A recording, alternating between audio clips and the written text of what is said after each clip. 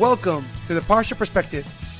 Each week, we will delve deep in a weekly Torah portion to find a practical and insightful way to enhance your daily life.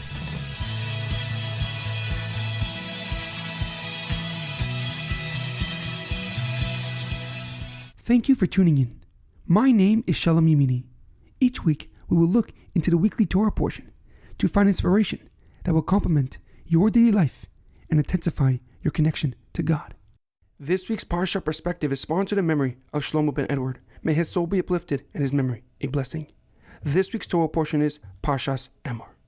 Our Parsha contains many laws that specifically pertain to Kohanim. We begin with the law that is applicable till this very day, the commandment that a Kohen must remain Tahor, pure at all times. He is not allowed to come in contact with a human corpse with the exception of his immediate relatives, his wife, father, mother, brother, sister, son, and daughter. The Torah continues with many laws concerning the Korbanis, the sacrifices in the Mishkan. It tells us at what age an animal can be used for a sacrifice or which blemishes can disqualify it from use as a Korban. The Parsha concludes by teaching us about the different Yom Tovim, the different holidays, Rosh Hashanah, Yom Kippur, Sukkos, Pesach, and Shavous. However, a question comes to mind. The Parsha begins with Hashem telling Moshe the following: Emor el Kohanim b'nei Aaron v'amarta lehem, lenefesh lo yitame ba'amav. Tell the Kohanim, the sons of Aaron, and speak to them. They should not defile themselves for a human corpse from amongst their people. As we know, the Torah is usually very clear and concise with its wording. So why does it repeat itself by saying Emor el Kohanim b'nei Aaron v'amarta lehem? Tell the Kohanim, the sons of Aaron, and speak to them.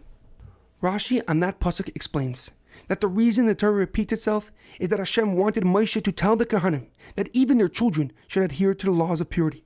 As the Gemara in Yevamos writes, that since the children of Kohanim are given certain parts of the Korbanis, the sacrifices to eat, they shall be taught these laws and try to keep themselves pure.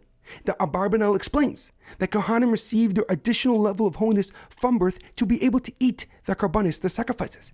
As we see that when Hashem told Moshe to count the Jewish people, it was only from the ages of 20 years old and above. Like it says in Bamidbar, Mi ben esrim shana v'mala kol yotzei tzva b'Yisrael, tivku oisam litzvaisam atav Aaron. You and Aaron shall count them by their groups from the ages of 20 years and above, all those who can fight in the Jewish army, as opposed to the Kohanim, who were from the tribe of Levi, who were counted from just 1 month old. As the Pasuk says, Pakad as b'nei Levi lebeis avaisam lemishpachaisam, kol zachar mi ben chodesh umala tifkedem. The tribe of Levi shall be counted by house and by family, and every male from the ages of 1 month old and above. However, the Malbim gives a deeper and more powerful explanation. He explains that when the Pasuk adds v'amarta lehem and speak to them, it is referring to the rest of the Jewish nation. For we too can reach an additional level of holiness through hard work and dedication, because attaining it means that we remain pure in our spiritual and personal lives at all times. As the Pasuk says in Shemos, va'atem shemei tishma'un b'koili, u'shmartem es brisi, v'yisem li segula mikol ha'amim, ki li kol ha'aretz. And now if you obey me faithfully and keep my covenant, you shall be my treasured possessions from amongst all people, for indeed the earth is all mine.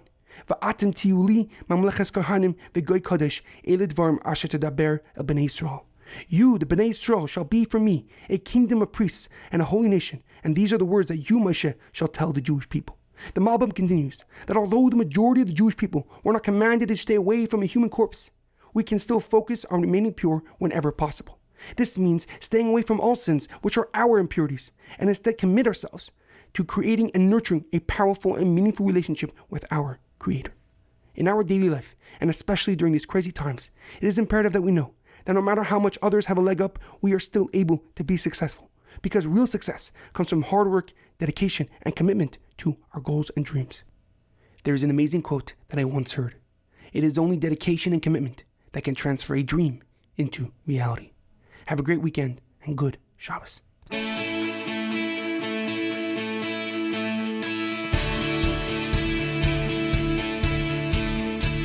Thank you for tuning in to the Parsha Perspective.